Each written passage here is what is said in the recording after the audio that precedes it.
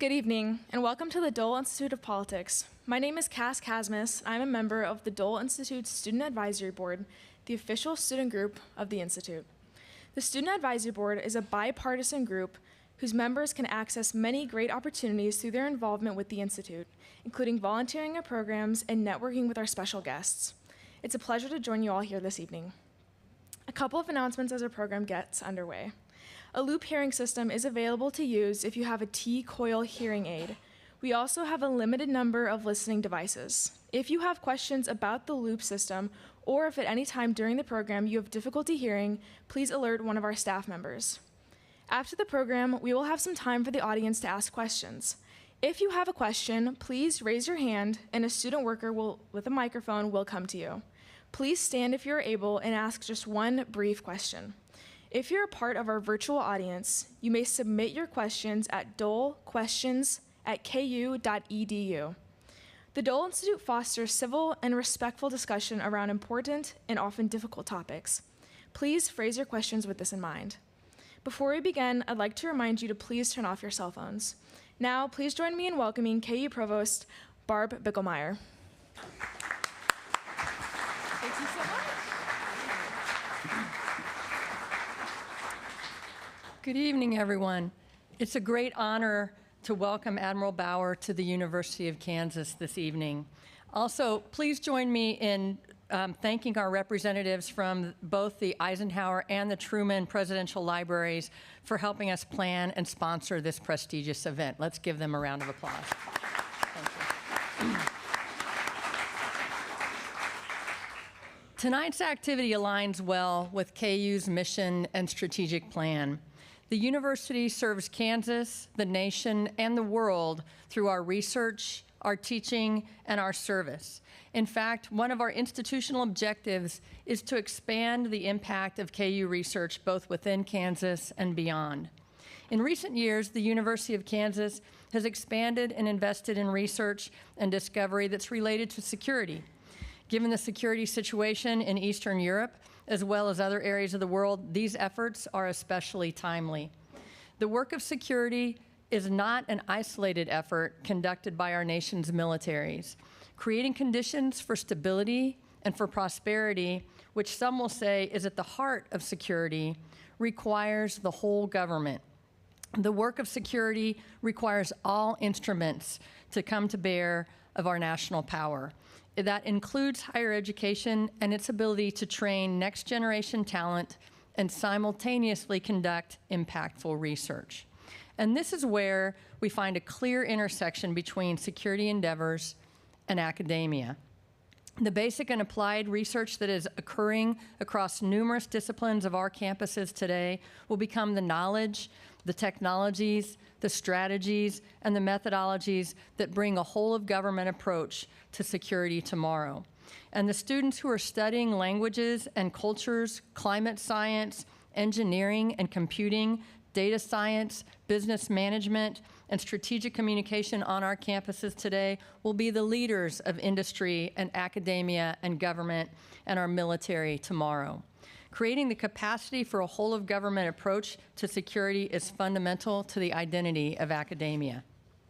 Applying these ideals to the specific situation in Ukraine, we find that academia has a defining role, specifically in studying the human security issues associated with this war. Consider, since Russia's invasion of Ukraine in February 2022, an estimated 3.7 million people have been driven from their homes and are internally displaced, and nearly 6.5 million people have crossed into neighboring countries. Consider that the effects of the war have left Ukraine as one of the most food insecure countries in the world, this despite before the war being one of the world's biggest exporters of crops such as maize, barley, and wheat. And the Ukrainian landscape has suffered levels of damage not seen in Europe since World War II, which took Europe 30 years to rebuild after the war. It will take a whole-of-government approach by all nations to plan and prepare for Ukraine's reconstruction. Developing that whole-of-government capacity is occurring right now on the campuses of the University of Kansas. Thank you all for joining us tonight for this important conversation. Admiral Bauer, thank you so very much for the incredibly important work that you are leading. And it is my pleasure now to introduce the Director of the Dole Institute, Audrey Coleman. Thank you.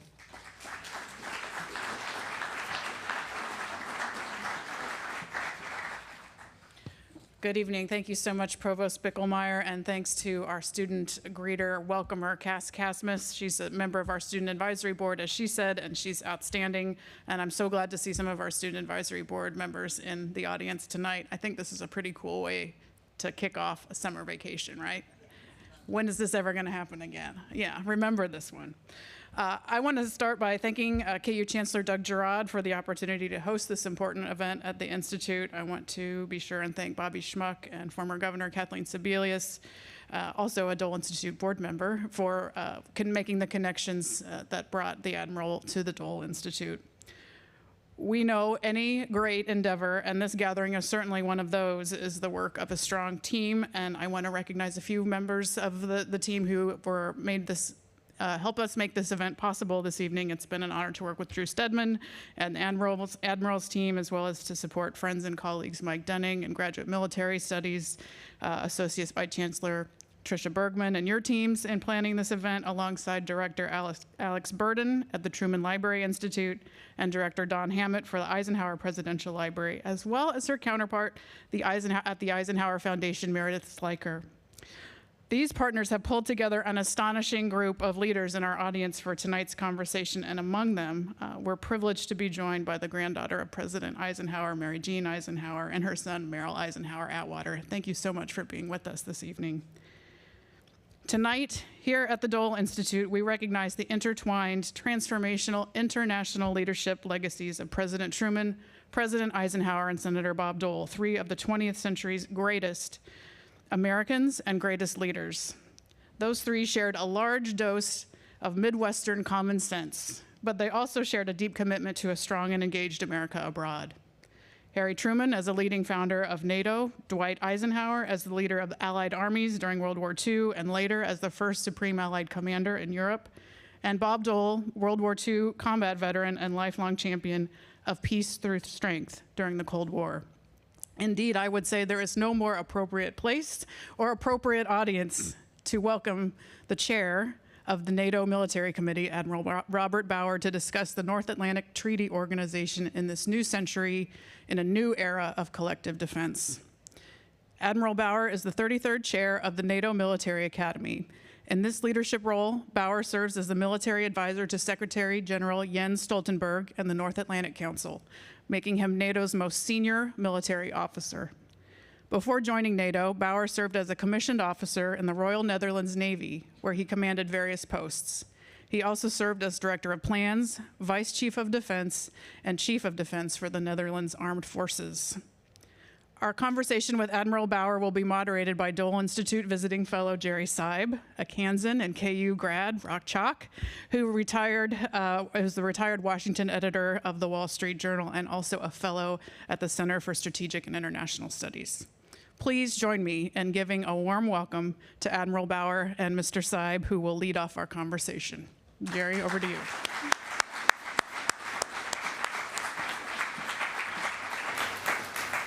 Thank you, Audrey, and thank you all for being here. Thank you for being here. Welcome to Kansas. Thank you, Jerry. So you're a Navy guy, right? I am. I hate to tell you, here you're nowhere near an ocean. So I hope that's still okay with you. I drank water. It also occurred to me that we are having this conversation in the week of the 80th anniversary of the D-Day invasion in Normandy, which does make a conversation about security dangers in Europe poignant and timely. So that's where we are. And that's where we will start, because obviously Ukraine is the danger to security in Europe right now. And it seems to me that the war in Ukraine has raised two questions. What is Russia capable of doing? And how prepared is the West to stop it from doing that? So maybe we can deal with those two big questions in turn. And let's start with the first one. What do you think Vladimir Putin's intentions are at this point after a spring in which he has had some modest military successes? What's his goal now? You said Ukraine is a danger to Europe, but I would say Russia is a danger to Europe because Russia invaded Ukraine illegally. Ukraine is a sovereign state with internationally recognized borders. So, and then the story was, of course, that NATO and Ukraine were a danger to Russian security. If NATO really was a danger to Russia's security, then they would have responded completely different to the accession of Finland. Finland has a border of about 900 miles with Russia. The Russians didn't move one soldier from Ukraine to the border with Finland, so they know we are not a danger. We are a defensive alliance. They know Ukraine wasn't the problem. The problem for Russia was and is that Ukraine was moving more and more, and is moving more and more, to the Euro-Atlantic family, is embracing democracy, is looking for a system in which they can take their leaders to account for what they have done, for what they have promised, and what they have actually done. And if the people in Ukraine want that, then probably the Russian people crave that too. So I think that was the biggest danger for Putin when it comes to his existence, and that is democracy. So I think that is one thing we all have to understand. When it comes to his successes now, I would say there are some. He advanced at some points. None of these advances have been strategic. It is amazing how many lives lost he accepts for his own armed forces and his own people. We're talking about 350,000 Russian soldiers killed or wounded by now. We talk about Ukraine taking back half of what the Russians initially took. We talk about Ukraine without a navy pushing the Russians to the other side of Crimea, and as a result now having created a grain corridor without an agreement with Russia in order to export grain again via this corridor past Romania, Bulgaria, Turkey. So I think in many, many ways it's not going well for Russia at all. But it is for Ukraine very difficult as well. And this is, as in many wars, I mean, everybody wants a short war. I think what this war again learned is that not everything is plannable, not everything is controllable, not everything is about efficiency, as we have believed it was for more than 30 years.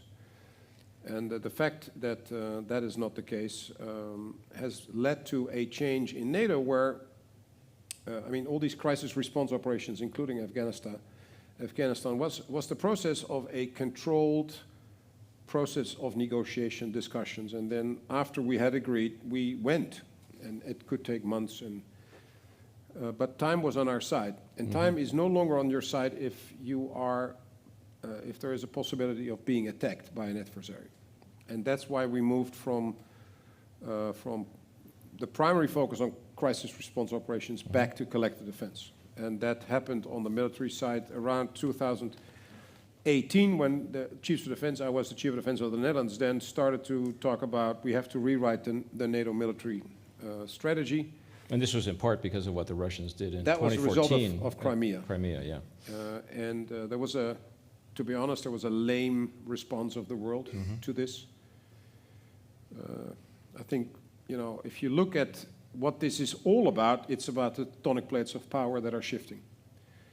This is about the rebalancing of power in the world between the US and China. That's it. Russia is a fascinating country because it has the economy of Spain, the Benelux, and if that was the only measurement, then we would have been in Ukraine. But they are a nuclear nation, and therefore we treat them differently. But I think moving back and responding basically first on the military side to this annexation of Crimea, then we basically rewrote a number of the strategies, and then we acted upon this assumption that there were two threats. One is Russia, the other one is the terrorist organizations. And that's what we have been doing in the last couple of years, and now everything is evolving around a number of operational plans, and we now know much better what the capabilities are that we collectively need to defend ourselves, what the number of people is, higher number of readier soldiers, what therefore the money is that we need to buy all these things. That's the 2% discussion, which has changed from in the Wales summit going towards 2%. Now in Vilnius, the decision is we will spend a minimum of 2%, 2% or more. So, and that's good because in that sense, we now have more and more the money available for ensuring that we can defend ourselves and help each other defending each other. But at the same time, the next 2% of GDP per country. Yeah, so per nation, a minimum of 2%, 2% or more, because the other agreement is that every nation has to make sure that he can actually execute those plans. It's not only the money, but it is for a reason. Now, the next problem is increasingly not the money, but the production capacity in our industries. And that is something we need to work on hard because we need to convince private investors, financial institutions, to invest again after many, many years of budget cuts and under-investing in the defense industry again. That is a slow process because it is not about ordering the industry like in Russia. The Russians have changed to a war economy. But we have to convince our financial institutions and investors, and then that takes time. Yeah. So I want to talk about that Western capability in a second, but before we do that, let me ask you what you've learned in the last 2+ years about Russia's capabilities. What are they good at? What are they not very good at? So the big mistake the Russian leadership made was to keep it secret, even to the majority of their own military, that they were going to invade Ukraine. The assemblement of the about 190,000 forces around Ukraine in the beginning only on the Russian border, but then also from Belarus, was something we basically have seen building up in 4.5 months. And we had extremely good intelligence, and it was shared, and that was in itself amazing how the US has shared that intel. But then basically we saw the hospitals come, we saw the ammunition come to the fronts, and then we saw the blood come to the front, and basically if the blood comes, you know, within 10 days, otherwise it's unusable. So in 10 days the war starts. And still there were a number of nations that said, yeah, we see all that, but we cannot believe he's going to do it. Yeah. And the big change, I think, was because a lot of politicians in the West have been thinking about the world as they would like it to be, not necessarily as it was. And so that naivety fell away on the 24th of February 2022. The big difference with Crimea, for example, was when the Russians went into Crimea, there was a debate in NATO about whether it was the Russians. So in the North Atlantic Council, there was a photo upheld, and somebody said, "This is the Russians," and then somebody said, "Give me the photograph. I don't see insignia on the uniform, so you don't know it's actually the Russians." That was the level of debate in the alliance in 2014. As a result of this sharing of intel in 2022, late 2021, early 2022, there was no debate about the facts. It was, we don't believe he's going to do it. But when he did it, and when Putin betrayed Macron, Macron had been in Moscow 2 days before the war. It was promised we're not going to invade. Yeah. So Putin made a number of mistakes. He thought he would overrun Ukraine in a couple of days and change the government and have basically that nation. He thought he could divide the West and NATO, EU, that he could tear apart the link between the US and Europe. And the result actually has been 180 degrees on all of that, because Ukraine was strong and still is strong and extremely courageous. EU and NATO has never been as strong and united as now. And the links between the US to between North America and Europe has not been stronger than in the last couple of decades. So in many ways, and he has made it possible that two nations that were independent or non-aligned, Finland and Sweden, to become a member. But he has also at the same time found a certain level of help from the Chinese, from the North Koreans, and from the Iranians. So the question I wonder about is how dependent is he upon those outside helpers at this stage of this war? Extremely. By the way, the same as Ukraine is dependent on us. Because if we don't continue to supply weapons and ammunition to Ukraine, they don't lack courage, they lack weapons. So we need to continue to help them in that sense. And Russia has a similar problem. But of course, if you look at the situation Russia is in, if your best friends are North Korea and Iran, you're not in a good place. And they know it, But China's a different case. Well, it is a different case, but it is very concerning. I mean, the limitless cooperation partnerships, or whatever it's called, is very concerning. And China is, the problem with China is more and more that what they say is actually very good. What they say to the West. What they say to the world is we are the most peace-loving nation, we respect sovereignty, international rules, it's all about dialogue, every nation should be able to choose its own future, and that's all, as basically the UN Charter says. But there is a say-do gap with China, and there is actually an increasing say-do gap with China. I mean, they support the nation that has illegally invaded Ukraine, and if China says they see sovereignty and internationally recognized borders being respected as the two main principles, basically, and you ask them, so why have you not condemned Russia for violating those rules, they don't have a good answer. Other than basically say on a case-by-case basis, we look at these things. And the same for their help of Russia. I mean, we don't see the direct supply of weapons and ammunition from China into Russia. So I don't think they lie about that, but they do supply Russia with a lot of dual-use goods, microchips, metal, so basically all the material that Russia needs to run that war economy. And a market for its oil. And they now demand, it was very interesting, 2 days ago, I read that China is now demanding from Russia that they get the lower price for oil and gas that the Russians charge their own people. And so you see that it's not an equal partnership. Yeah. They are the little brother by now. So we're now in this situation in just the last week or so in which the U.S. and other allies have said to the Ukrainians, we give you permission to use our longer-range weapons to strike Russian forces across the border inside Russia, because they were using that as a safe harbor to attack Kharkiv, among other places. Vladimir Putin, not surprisingly, says there will be consequences to this decision. What consequences might there be? What should the West and the U.S. be worried about? There's been discussion about sabotage or covert action. What do you think is likely to happen? Well, first, Putin talked about red lines a lot in the last 2.5 years. So when we talked about giving tanks, it was a red line. And then we were sort of, oh my God, if that's a red line, we have to think a little bit longer about it. The only thing that happened was that he used more time to improve the defensive works in Ukraine.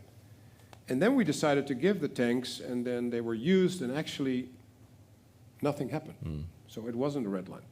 Same with HIMARS, same with the ATACMS, same with every weapon systems where they talked about it being a red line.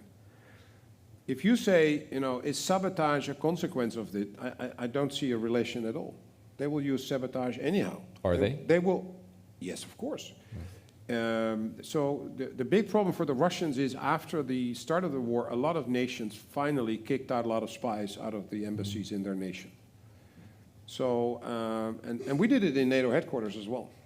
And the Russians were threatening with consequences of that, but they knew they had a lot of spies there. So they had to take these people back. They were basically sent to Africa and South America because they couldn't deploy them anywhere else.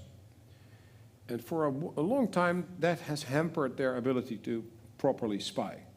They are now changing their methods, and that is using basically criminals in our nations by paying them and say, if you set fire to this building, then you get 2,000 euros.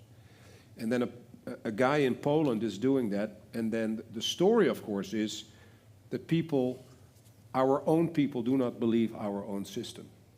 But if you pay a guy who needs a lot of money... You mean that's the Russian propaganda That's, of claim? course, the Russian story. So that sort of a thing is not new at all, and it is not connected to these red lines or to the decision of the U.S. government to allow the Ukrainians to use the weapons into Russia proper. I mean, to use weapons into Russia proper is militarily logic, because if you are attacked, then you can do a couple of things. You can wait until the weapons are arriving at the destination in your country, and then you try to kill the arrows, or you shoot the archer. And that is what the Ukrainians, of course, want to do. And the same goes for the logistics, the oil, the factories, the Air Force base where the aircraft are taking off with those missiles. So that is a legitimate military target. And the freedom to do that more, is it a small change? Is it a marginal change for the Ukrainians, or is it a... It's an important change. And some nations have not given the weapons with those restrictions, and other nations have. And let me be clear on that. The discussion on whether a nation gives weapons and the type of weapons and whether there is restrictions or not is a decision of a sovereign state which gives those weapons. It's not a debate in NATO, although the Secretary General has said last week or 2 weeks ago that, you know, militarily it's logic, and it is in accordance with the law of armed conflict. So that gets to the question you alluded to at the very beginning here, which is the level of Western preparedness for this conflict and potential future conflicts. Do we have enough munitions in our stockpiles? Can we, as the West and as NATO, adequately help Ukraine while also maintaining adequate defense of the member states?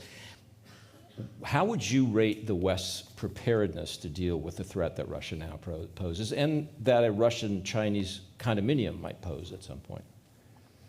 That's interesting. I mean, the answer to it is, of course, that we were not completely and well prepared for that. To look after ourselves and help another nation in war, and that didn't start yesterday. We are helping Ukraine now for more than 2 years. Mm-hmm. So that is in itself quite remarkable that we have provided all these weapon systems and the money and everything to Ukraine to prevail in this war. So in a way, we should be proud of ourselves and not just criticize ourselves. That's one. Second, if you disinvest in armed forces for 30 years, you shouldn't be surprised that things are not in a good position when you want to do two things at the same time. Mm-hmm. So when we decided to improve our own readiness, which was necessary based on this threat thinking and the plans I talked about, then of course the conclusion partly of that was we need more weapon systems, we need more troops, why is that? Because you cannot plan for it anymore. You have to be readier than when you can plan for a war. And you cannot plan for a war because the other party decides to attack you. Yeah. It's not your choice. It's not a debate. He doesn't phone you and say tomorrow it will happen. So you have to be readier than in the older days. And that's not a switch. So when you have taken that decision to go there, and you look at ourselves and the state of where we are, then you need to do a lot to improve it. Mm-hmm. It doesn't mean we are helpless and that we are not ready at all. That's not the point, but we need to improve. And then, of course, you need to work on that. It requires money, it requires recruitment, it requires training, but it also requires an industry that can actually build the weapon systems that you, by now, have the money for. So I hardly dare to say it, but in the last 42 years in my career, at this moment, money is not the biggest problem. Mm. It is the industrial capacity of our part of the world. And the reason for that is that we have chosen, for all sorts of reasons, to give prominence to efficiency by the governments to spend as little money as possible, and by the industry to earn as much money as possible.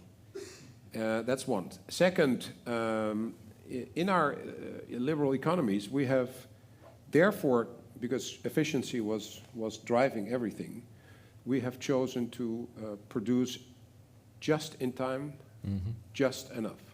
And that means if you now buy a car, it will be produced after you have bought it, because they have certainty that you will pay for the car. And two, they will look into the scheme and they will put your car into the production line, and therefore they can maximize the use of the production capacity to the utmost. And that's extremely efficient. But as a result, you cannot respond to any peak demand signal because you build on a certainty of, let's say, a certain level of demand. And we saw in the last, let's say, 4 years that there's two sectors where that leads to problems. And the one is healthcare and with the pandemic, and the other one is defense when there's a war. And then in both cases there was a demand peak signal, a peak demand signal, and then we couldn't respond to it. So we need to work on that. We need to understand that we need to think more strategic in many, not for toilet paper, I don't care whether it is made, but it is for tanks or it is for certain things. We need to think more strategic, and it might mean that you say we need to have sufficient production capacity in, for example, the NATO nations, and not in China or not in Russia, or because we thought for a long time that if you have mutual economic dependency, and there's, then there will never be war again. We thought we well, had... in fact, that was a theory of the last 2 decades. I know, and that was proven wrong. Because we thought we had a contract with Gazprom, which is the Russian firm that provided a lot of nations with oil and gas. But it was a contract with Putin, because he said to Gazprom, switch of the valve, close the valve, and then we looked in the contract, but it was not in the contract that Putin could do that. And the same will happen, dear ladies and gentlemen, with China in the next 5 to 10 years, because the Chinese own 95% of all the raw materials of the renewable energy. So we want to get rid of oil and gas to save the planet, and that's good. And then nobody wants to go to nuclear energy. Okay, that's a choice. And then we all want to have wind and solar. Good. But look who is owning now all the raw materials for that. And we have been extremely naive. We have sold, it's not all in China physically, but they bought mines in Africa, they bought mines in Australia. And the only reason we sold those mines because we wanted to get rich. Yeah. And so we have been stupid. We have not been strategic. We have only allowed money to drive our thinking and not a strategic position. And so I think that is one of the things that needs to change. The other market where we see a similar problem is healthcare. Pharmaceutical, 75% of all the raw materials for pharmaceutical is coming from China. So we have a couple of serious problems. If they do this, if Xi does this, then we have a serious problem. So I spent some time covering defense issues in Washington, where I'm from, and I think there was a notion, maybe it was a conceit, that technological superiority in the West was such that you didn't need to match the other guys weapon for weapon because ours are superior. Technology allows you to deliver more bang for the buck, and so you don't need to worry about quantity because you have quality. We're now looking at a war in Ukraine where the good old-fashioned artillery shell is the weapon of choice, I guess, to some extent. Was that a miscalculation by the West that our technological superiority would basically win the day in a fight like this? The Chinese and Putin learned from the late 70s, early 80s, where Reagan basically, of course, beat the Russians on technology and drove them into bankruptcy because they couldn't follow the development of the technology that we were able to develop. So as a result, in Russia, cyber became the weapon of which was not necessarily so sophisticated. It was relatively cheap. You need a computer and a couple of very smart people. And they worked on it for decades and became bloody good at it. And they have whole factories of people that can do it. And became more sophisticated over time. So we were late with that, but then probably we're faster in getting there now. And so you're right. Ukraine is a fascinating conflict with a combination of World War I, trenches are back, artillery barrages, infantry is used to find out where the enemy is firing from, all World War I tactics. And at the same time, there is drones, there is cyber, there is artificial intelligence. So it's sort of World War I and 21st century at the same time. Numbers of, as I said, casualties, wounded and killed soldiers are World War I, and that's still not 21st century. We would have a problem explaining 100 soldiers per week, probably, in our system. Yeah. And they have between 750 and 1,500 a day. Yeah. So it is in many ways asymmetric in that way.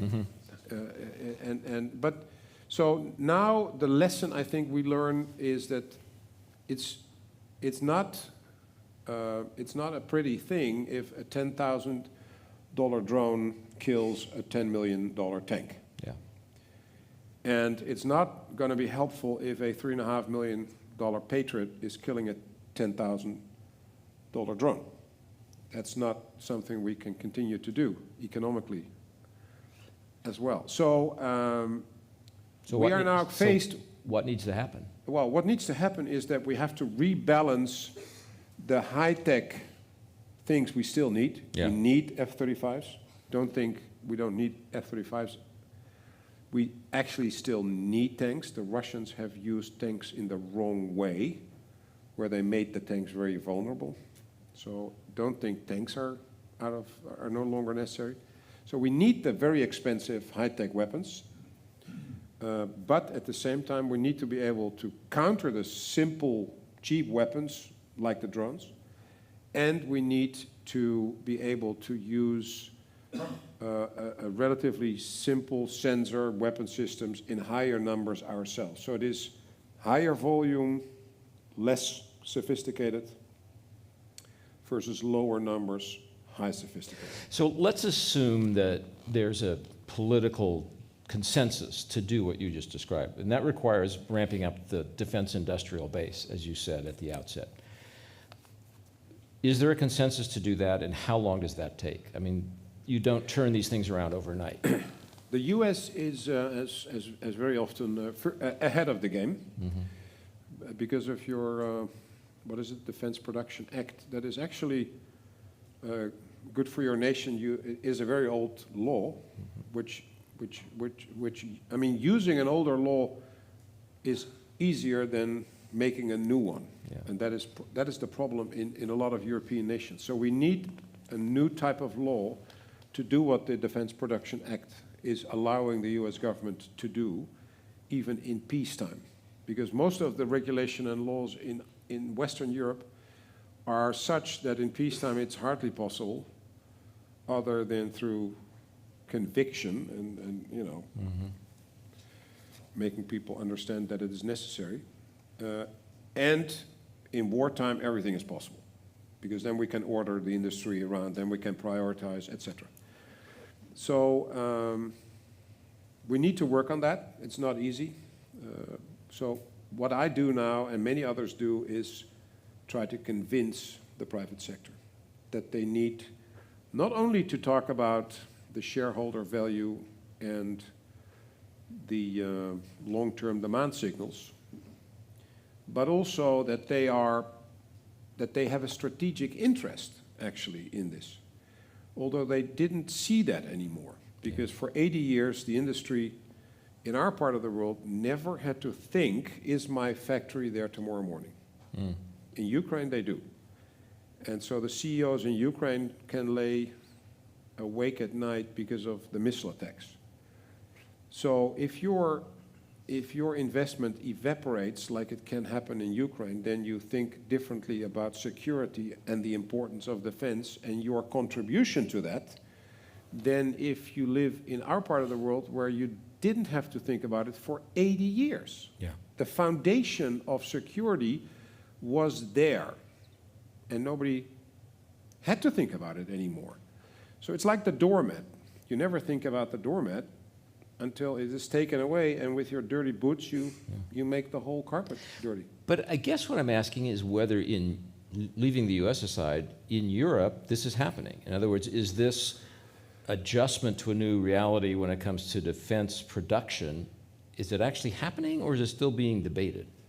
It is partly debated, and it is partly happening. And it's not going fast enough. So I heard last week there is a new artillery grenade factory opening somewhere in, where was it? Texas. In Texas. And they're going to produce 100,000 grenades per month. And the production in the U.S. at the beginning of the war was 26,000 a year. So that is a great change, and that'll help Ukraine, and it'll help the American army. In Europe, there is now also, this last month, the start of the building of a factory in Germany for Patriots, the start of a building, but they were 2 years later than the U.S. And the U.S. took about 2 years to build the factory. Yeah. And then the production starts, and so it will, between the decision and the groundbreaking work is 1.5 to 2 years. So things are slower in our part of the world when it comes to all these decisions, but I strongly believe that in the end, we are stronger, because if we can convince ourselves, then we are able to increase the speed of all these things. We are 50% of the world's military might. We are 50% of the world's economy. So we have the brains, we have the money, we have everything to do it. It's a question of focusing. And that is, of course, if you look at COVID, the advantage, quote unquote, of COVID was that from the president to the people that pick up the garbage, everyone could get COVID. And the problem with security, especially if people think it's a faraway thing, because it's Ukraine and we are living here in Kansas, so why should we care? And I'm not saying you don't care, don't get me wrong. But it's a faraway thing. But let me assure you, it's not a faraway thing. The Russians and the Chinese are in Kansas. They are in your university. They are in your control systems of energy, pipelines, etc. So they are here. That's one. Second, what happens in Ukraine has an effect on the U.S. If the Russians win in Ukraine, it's not a European problem. It's also an American problem. Why? Because if there's more destabilizing actions by the Russians in Europe, and there's more war in Europe, Europe is the biggest trading partner of the U.S. U.S. needs a stable Europe for that economic relationship. If that is crumbling, if that's falling apart, you have a problem in the U.S. So in terms of, if I look back at World War II, and when President Roosevelt died, his running mate was Truman, but his running mate could have been Mr. Wallace. Mr. Wallace was an isolationist. If he would have been the vice president when Roosevelt died, probably, possibly, the start of NATO never would have happened. And I think if you look at the importance of NATO, it has brought 75 years of peace, stability, and I think it is in the interest of the US to have a peaceful and stable Europe, as it is in the interest of Europe to have a strong United States. But let me just ask this bluntly. I mean, there are some people in Congress who say not one more penny for Ukraine, we can't afford it. What's the consequence of that kind of approach to the current situation? Well, the people that say that basically tell half the story, because it is not only, if you look at your own economy, it's not only that you give away things to Ukraine, but you get a lot of it back, actually, because Poland gave away a lot of his tanks to Ukraine and bought Abrams tanks. So a lot of the money that is now being spent on military equipment in Europe on American systems flows back into your economy. Yeah. The US Army has to buy new grenades, because if you give away grenades to Ukraine, you have to buy new grenades. The industry in the US so it is not something that is only a one-way thing in the direction of Ukraine and everything is lost. There's a lot of money coming back. Nobody talks about that, but if you would compare it, and I think there is a much more balanced picture in what is earned in the US as well as a result of this war. So that is one. It's half the story if people talk about it like that. And again, I think it is not taking into account how important the stability of Europe as a whole is for the United States. The growth of your economy, partly as a result of NATO, I would argue, has been much larger than if Mr. Wallace would have prevented it. I want to turn to the audience for questions in just a minute, but let me ask you just two more things very quickly on my own.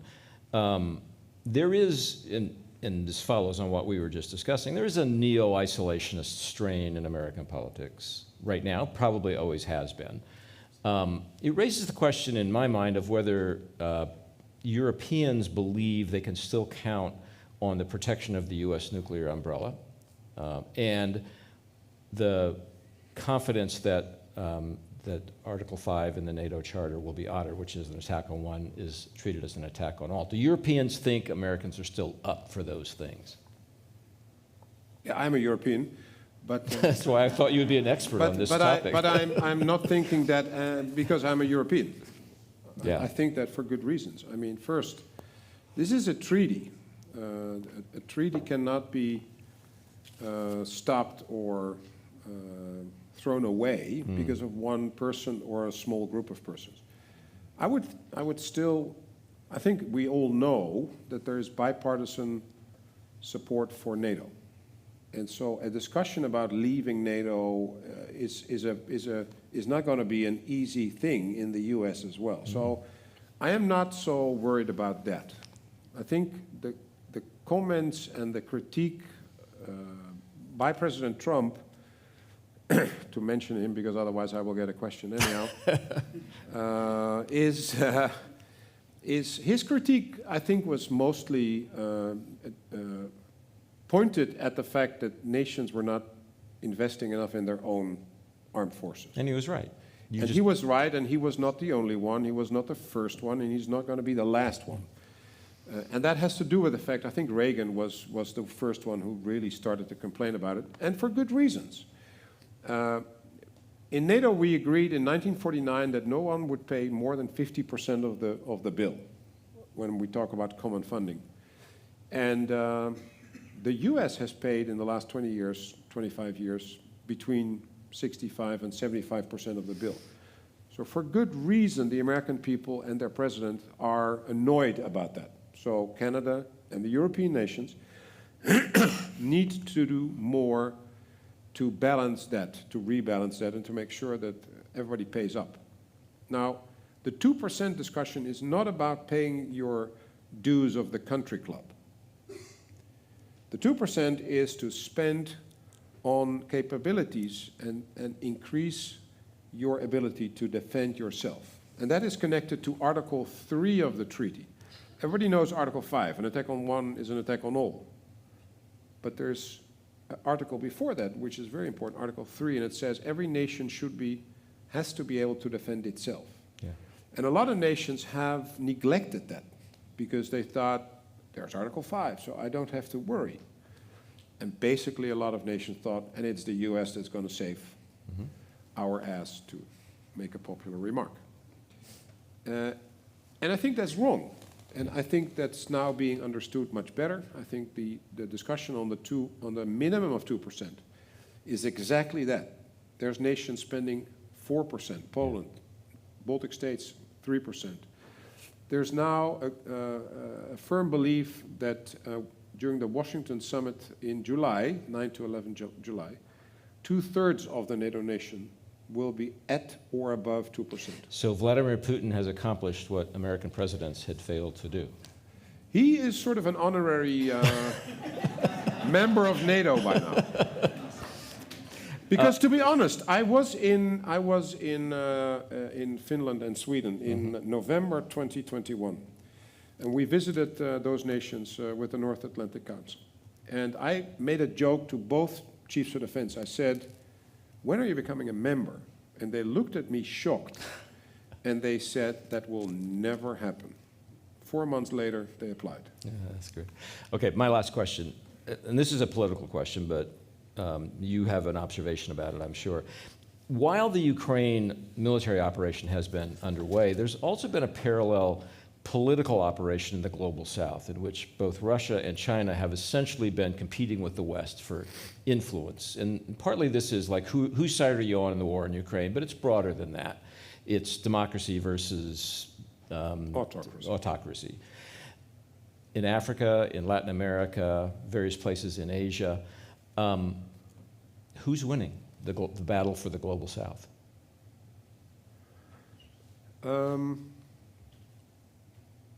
I think the battle is on. The battle is still on. I think we are waking up to the realization that I think for too long we thought democracy was such a bloody good product that it didn't need any maintenance, and it didn't need any explaining, and it didn't need any convincing. But the one thing that was connected to that to that belief was that we were the only ones for a long, long time that were able to bring money to other parts of the world. So we brought money to Africa, and then we said, you know, here's 10 US dollars, but before I give you the 10 US dollars, I want to talk about your prisons. I want to see your prison. I want to talk about UN Security Council Resolution 1325. By the way, here's my controller, and you have to make sure that every cent that you spend of my $10 I can account for in my parliament, otherwise I have a problem. And they probably hated us for that, all those decades that we brought the $10. But there was no alternative. Yeah. And now there is. The Russians and the Chinese bring also money, or bring the Wagner Group, which is security, which is now the Africa Corps. Or China comes and says, I built you a road or a harbor or an airport, and it's almost for free. At the beginning. At the beginning. And then you have to pay back. And I found out in one of the nations that I visited in North Africa recently, I visited Egypt, Tunisia, Algeria, Morocco, Mauritania, and they told me that if you have a conflict of interest in that deal, you don't fight that in your own country, but you have to go to a court in Beijing. So you're not necessarily that'll go well. at equal levels. I don't think that will go well. And so some of these nations, because they now see that we are not the only ones that can bring $10, they become the merchandise themselves. Yeah. Let me open up to your questions. As Audrey mentioned, there'll be a couple of mics. Raise your hand, and I'll try to move around the audience. If you're watching on YouTube and you have a question, you could submit it online. So fire away. Okay, we'll start back there, and then I'll go over to this side.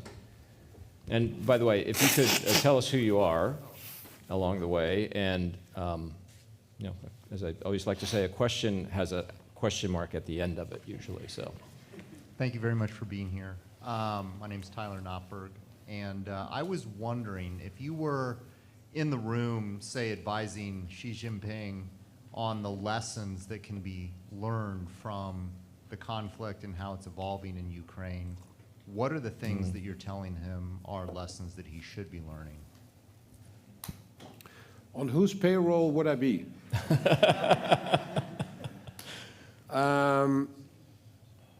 Okay, there's a number of lessons. One is, of course, I think the unity that we were showing just after the start of the war within NATO, within EU, and with EU and US, Norway, UK, and another number of nations that on sanctions, for example, even with Australia, Japan, South Korea, has been amazing.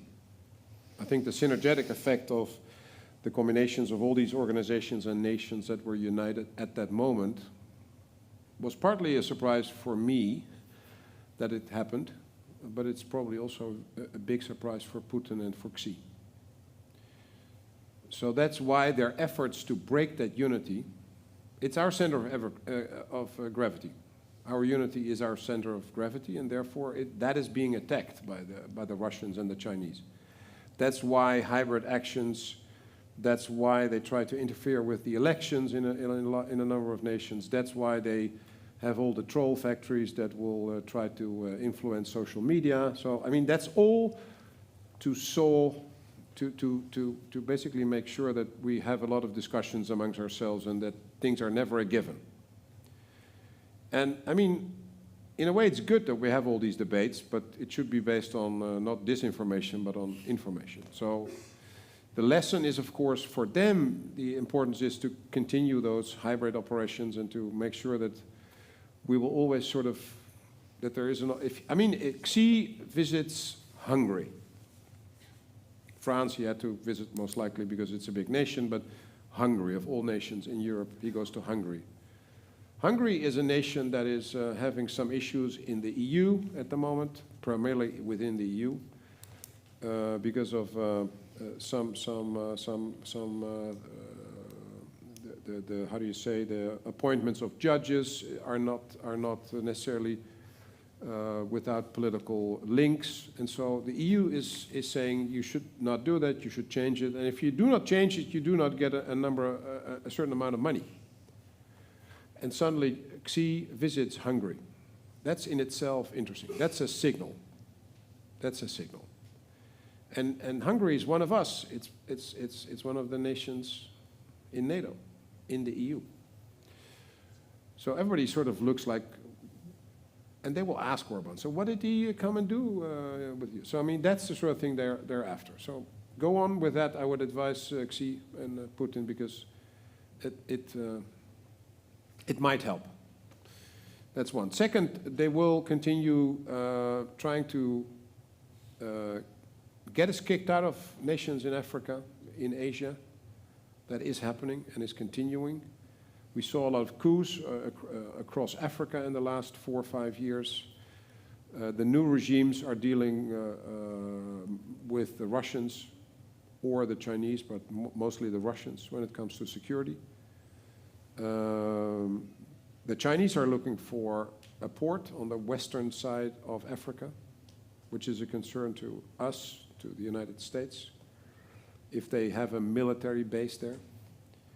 So, but the Chinese have a bigger chance to continue doing that and being able to pay for it. And then the way the wars are being fought is, of course, of importance, and the way the military is developing. One of the things that is interesting with China is a nation that has enormous investments. I mean, we were busy in Afghanistan for 20 years and in Iraq, and they weren't, and they were able to invest in their armed forces and missile stocks and whatever. And now we're busy with Ukraine, and they continue to invest in their armed forces. So that is an advantage for them. The disadvantage is they don't have any experience with fighting a war. And that's a concern. They are concerned about that because they have a lot of gear, but they don't know how to fight a war. The last time was somewhere in the 50s or 70s maybe, but that's it. And so, and they have been able through very steady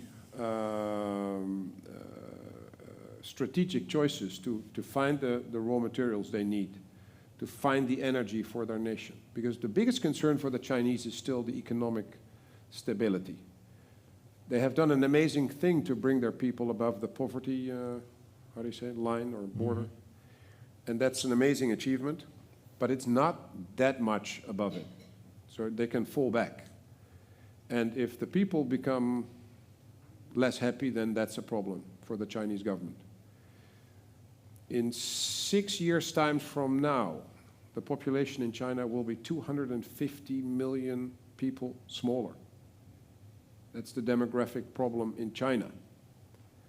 And that will hurt their economy. So they are not, it's not only good news. It's not only good news. So I would say make more children to the president, which they are trying. They are trying to now, how do you say, make their own people more enthusiastic to make more children after a long time, the one-child policy. But it's too expensive, people don't, it's not happening. It's not happening. Partly because they're probably an autocracy, I think. Other questions? Right here? Go here. Let's go here first, and then I'll come over to that side.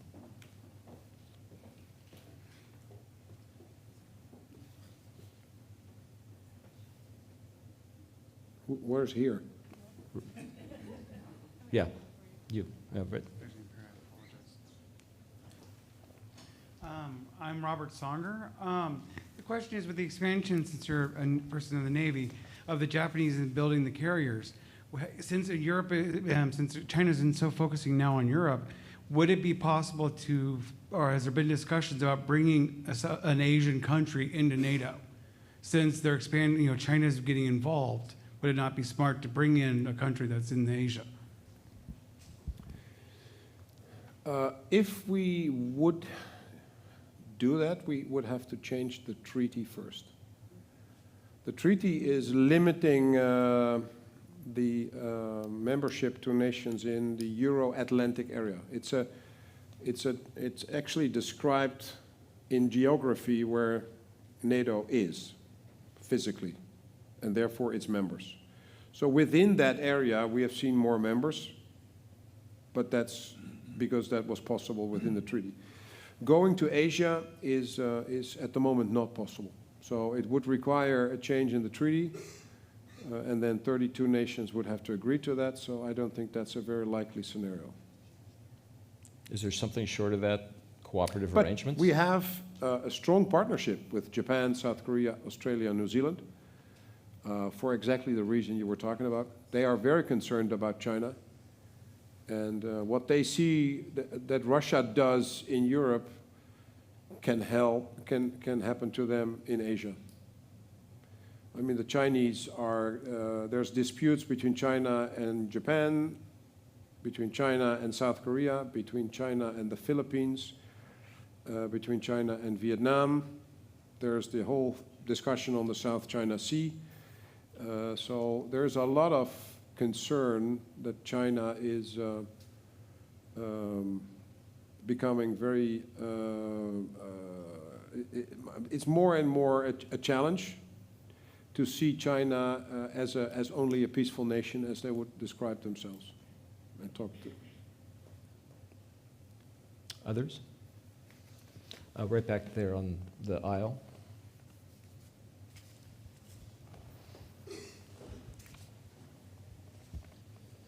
Hello, my name is Mitchell Carnes. Thank you, sir, for coming here tonight. I wanted to ask a question regarding the Black Sea conflict, specifically about what are the main takeaways that you've seen in Ukraine's conduct in pushing the Russian fleet out of the Black Sea and out of their main base in Sevastopol, and then also, do you think that there are any specific lessons that NATO can take in terms of its naval capabilities moving forward? Thank you. Yeah, it's an amazing thing. The Ukrainians, without a navy, have pushed back the Russian navy. And that is an amazing achievement. I think it's a combination of things. So I think, for example, the sinking of the Moskva was most likely to be blamed on the Russians being completely not vigilant and not taking care and not manning systems and not paying attention to what was flying around. So that had nothing to do with drones. That was a missile that hit them, and they could have taken it out. They had the systems on board of that ship, but I think everybody was asleep or not paying attention. So that says something about the readiness of the Russians and how serious they took the threat. And there are still examples of that. But then the Ukrainians, probably with some help of others, have now developed these maritime drones where AI is playing a big role. So drones in themselves is not the big change, I would say. Drones have been there for a while. I mean, the number of drones that are now being produced and used, that is probably a new thing and a change. But I would say primarily the artificial intelligence improvements to drones, to sensors, to weapon systems is the big change. And it means, for example, that drones can now identify, and there's another concern as a result of that, but can identify targets and then destroy a target.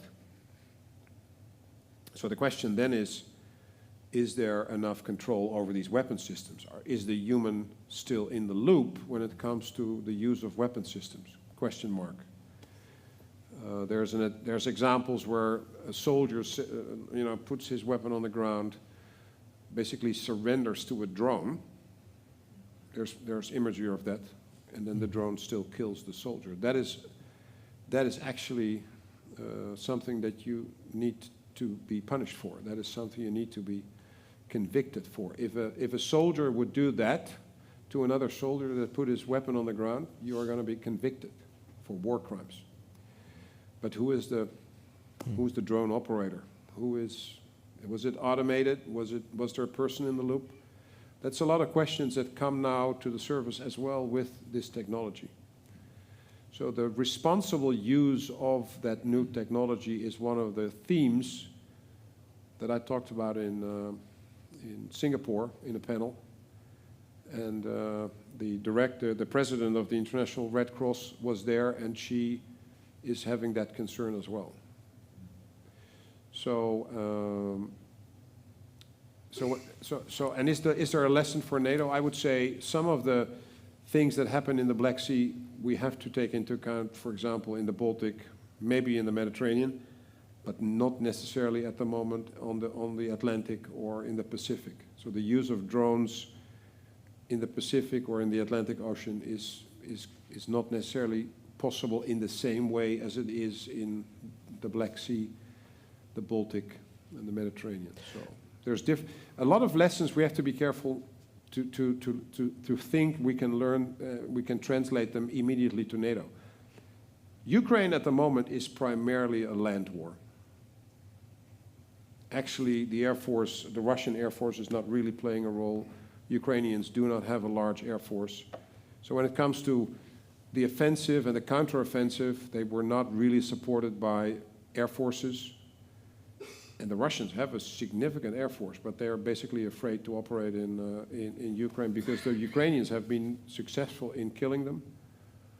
We would fight the Russians different with our Air Forces. And so there's not necessarily a one-on-one lesson to be learned from that aspect, but the use of AI and the use of drones and the use of new technology, and especially how fast the Ukrainians are able to introduce it and to use it to effect, that is something we have probably a much bigger problem with in our bureaucracies and all the people that have a say, let alone 32 nations if we want to do it as NATO.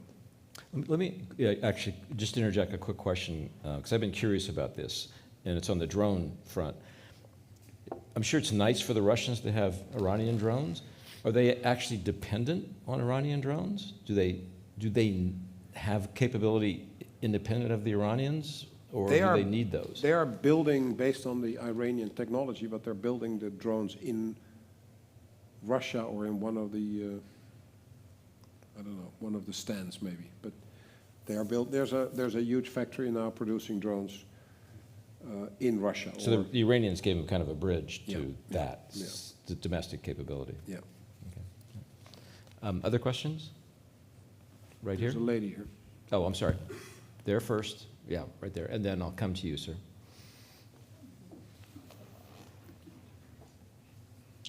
Thank you, sir. This question may sound crazy, but do you think the situation in Israel is an intentional diversion from this group of countries that you mentioned, North Korea, China, Iran, and Russia, to divert America's attention away from the Ukraine? Yeah, I don't think it's a stupid question or crazy question.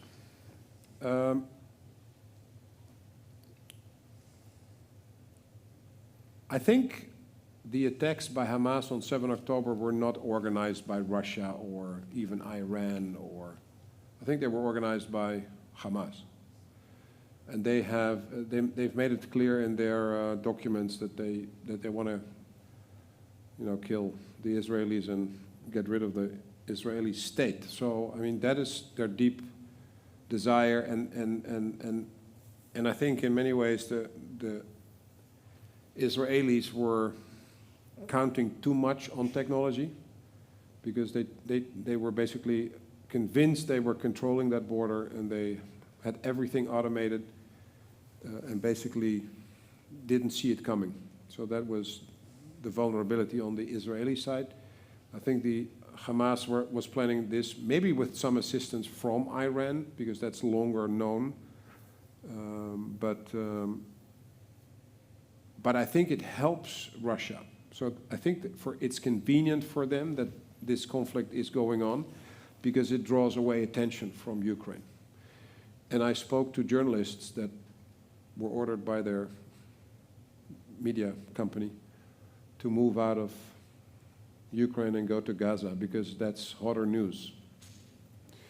So if there's less reporting in Ukraine, it doesn't mean there's less suffering there, but there's less cameras there and people to write about it than as a result of this conflict in Gaza. So in that sense, it's convenient. I think Iran is playing a destabilizing role, not only in Gaza. I think they were focusing primarily on Lebanon with Hezbollah. Because actually it's not Shia Hamas. Hamas is Sunni. So there was not a natural connection between them, but they were convenient to be helped as well, because it was against Israel.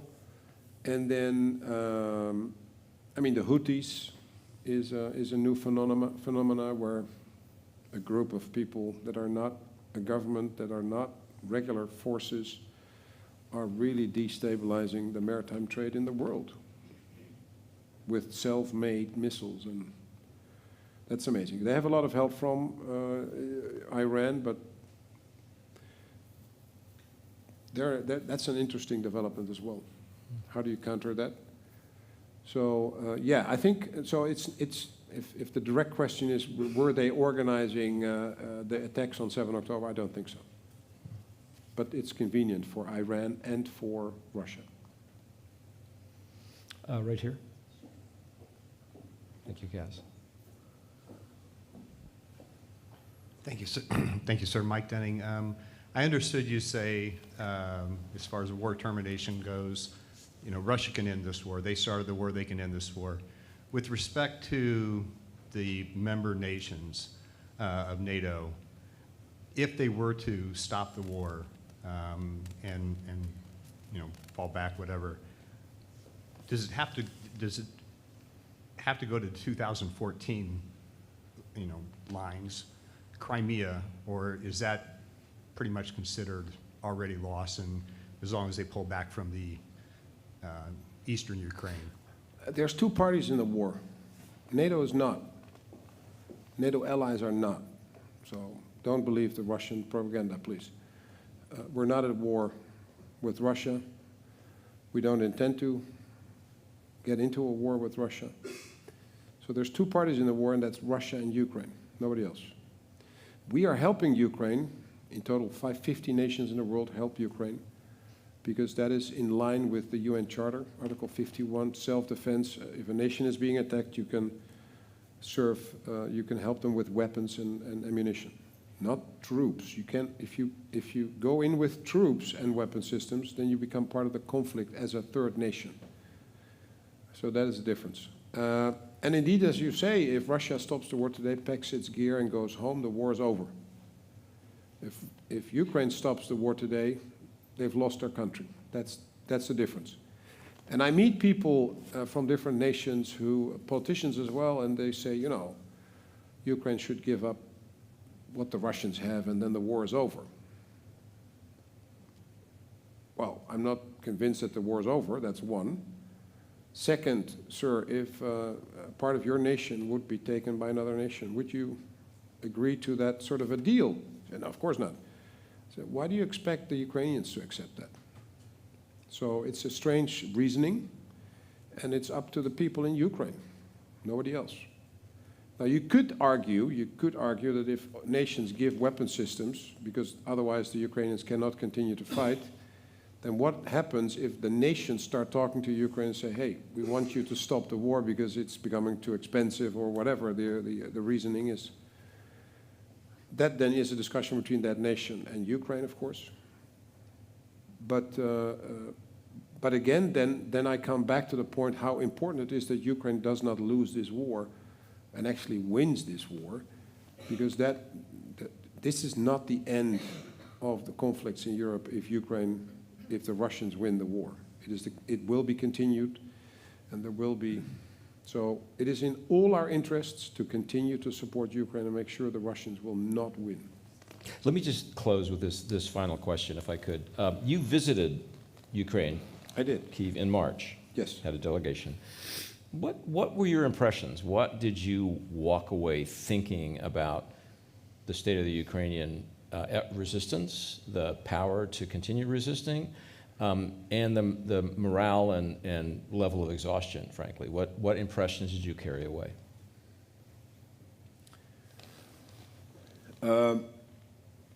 I found it I was deeply moved by the Ukrainian people, by the Ukrainian leadership. I saw President Zelensky, I saw Minister Kuleba, I saw Minister Umarov, I saw the new commander, Syrsky, I saw the Deputy Prime Minister. And it's amazing what they do. I mean, they do not only fight this war, but at the same time they want to become a member of EU, and they are working on fighting corruption, and they are trying to reform their educational system in the armed forces. And they came during the war to Brussels to talk about this. And as someone said to me yesterday, I mean, if you look at what a lot of nations in the Second World War did, they fought the war, or the war was fought in their nation. And then a lot of nations had a government somewhere else. The Dutch government was in London, for example. And so they thought about what are we going to do after the war. But they didn't do a lot, I mean, other than to support people, et cetera, during the war, but not to change things in their own country, because they couldn't. They were not there. And when they came back, they then started to do that. And basically, Ukraine is doing the two things at the same time. It's an amazing achievement. The leadership of the government, and especially President Zelensky, is amazing. The man is traveling. I think I'm traveling a lot, but I think he's traveling like crazy. He is all over the place, convincing people to support his nation. He's doing it extremely in a very smart way. Every nation is approached in a different way, given their culture, history. Very, very smartly done.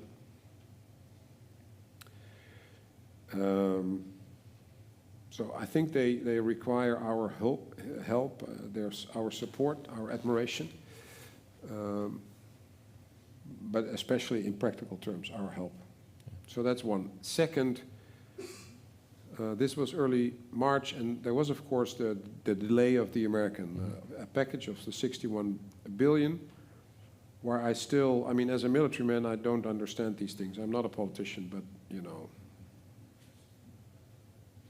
The problem wasn't the discussion on Ukraine.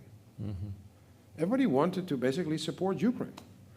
So everybody agreed on, you know, 61 billion goes to Ukraine. But then to fight over another topic and to delay such an important package for a nation at war is for me something that I don't understand. So that has hurt Ukraine. That has meant that lives were lost in Ukraine. And so they had a very difficult time. And the Russians knew it, and the Russians started to attack them more at the front. Not necessarily with a lot of success, I must say. I mean, Advika is completely destroyed. So, and it's not a strategic point, it's not militarily a very important victory. But it's a destroyed town, and that's now a victory for the Russians. And to the cost of about 30,000, 40,000 lives lost on their side. So it's amazing how ineffective they actually have been with this mighty armed forces against this relatively small army of Ukraine. But the biggest thing is for the Ukrainians that they understand what they're fighting for. This is an existential fight for them. The Russians don't have a clue what they're fighting for. And morale has always been an extremely important part of warfare, and we see it in action in Ukraine. But with morale alone, you cannot win a war. So you need artillery, shells, and you need air defense weapon systems to defend your cities and to defend your people. So that's where we need to ramp up our production and continue our support. And I'm convinced we can do it. Because if Ukraine loses, we as the West have lost.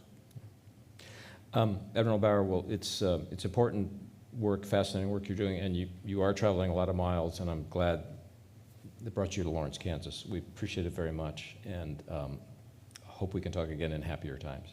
Absolutely. Thank you. It's been an honor. Thank you.